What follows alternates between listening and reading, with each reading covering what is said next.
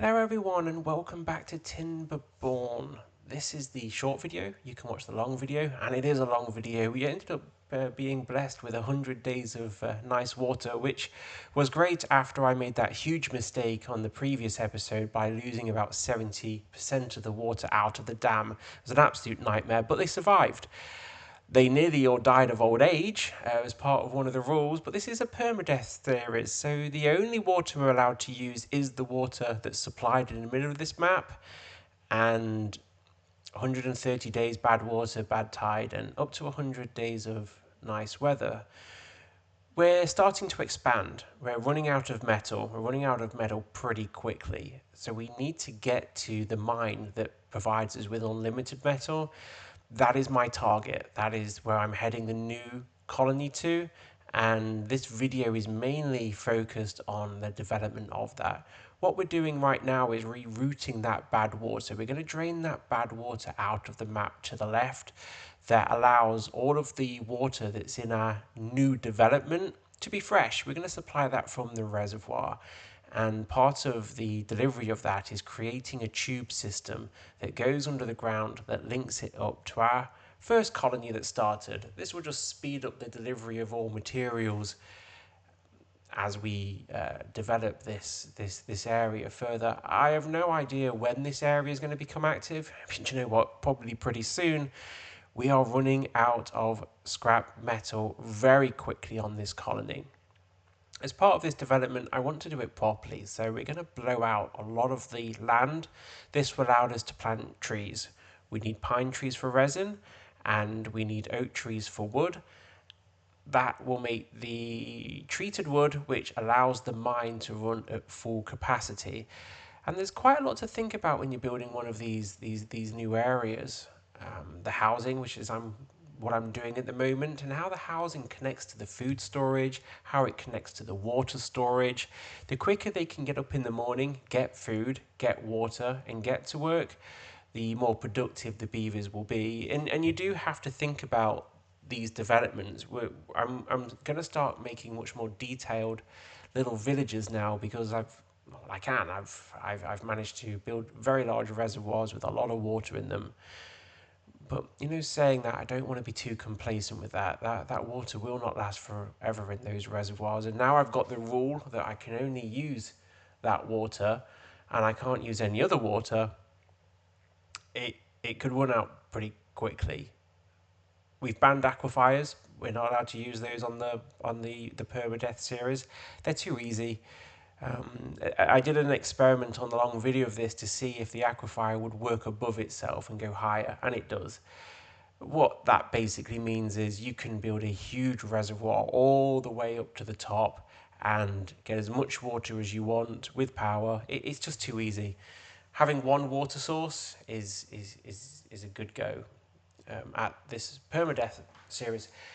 What I'm doing here is I'm building out the water platforms. This is bad water at the moment, but remember earlier in this video I showed that we're going to reroute this bad water out of here, and then we're going to flood this with clean water, which is going to allow us to build decks out over it and use that to pump.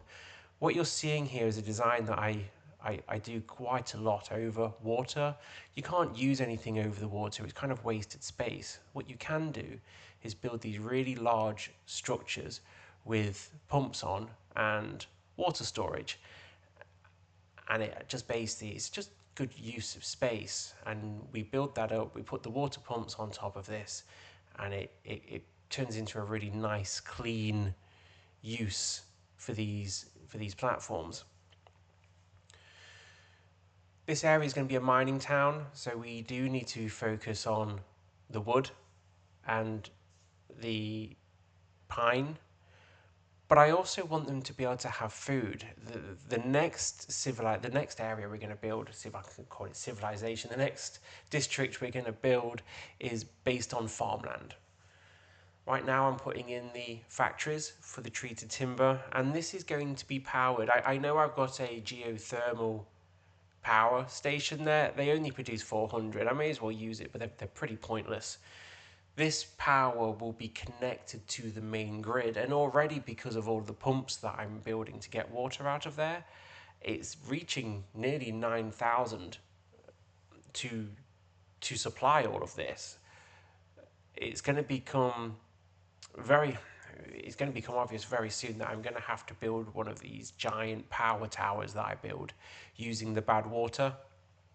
And it is what it is. It's a huge tower. The badwater goes up to the very top of the map, and it basically falls down the round in a very pleasing spiral, and it creates a lot of energy. So the next part of this, we're going to look at where the forest is going to go, where the trees are going to be planted, and it makes sense to build them next to the area on the left where it needs to be supplied, and that seemed pretty neat to me. And we're going to split this up between pine trees and oak trees. It's always important to me that a district can kind of support itself, and I think on this permadeath series that's going to become even more important when colonies start dying off. One of my plans on this is to not interfere with the birthing pods. Maybe that's a rule in future perma series, that we can't turn the birthing pods on and off. There's many things that we can do. Right here, I'm just analysing this water. I need to block off the nice water. I'm going to create a dam which will allow all of that area on the floor in there to become farmland and to become an area where we can plant more trees if we need to. We don't need all of this to be water.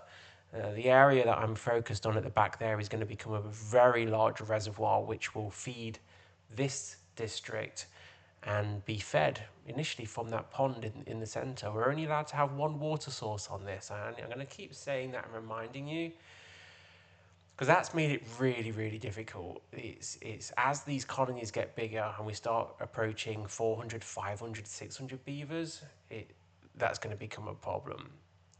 So I'm showing you this because other stuff was happening on this long playthrough. It was a really long playthrough. It went on for like 2 hours because of how many days it lasted. But good news, the reservoir is completed. The back reservoir that we had been building for a long time was completed, and we now have 4 fresh water pumps coming from that main water source into reservoir 1, feeding up the backup, and now feeding into reservoir 2.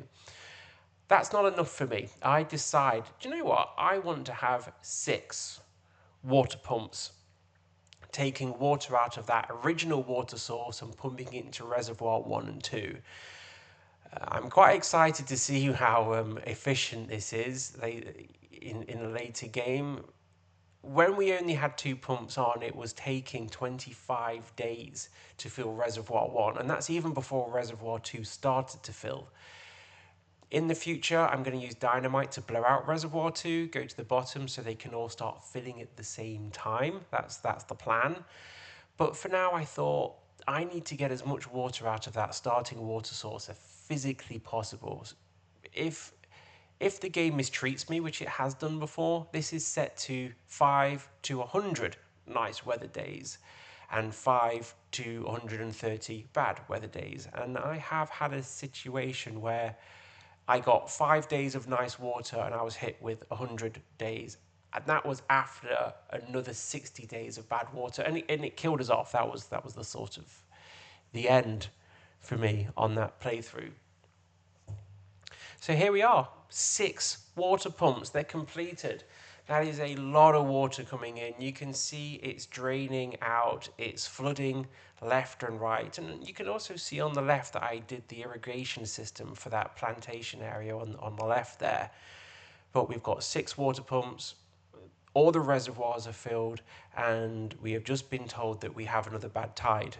I didn't know how long it was going to be.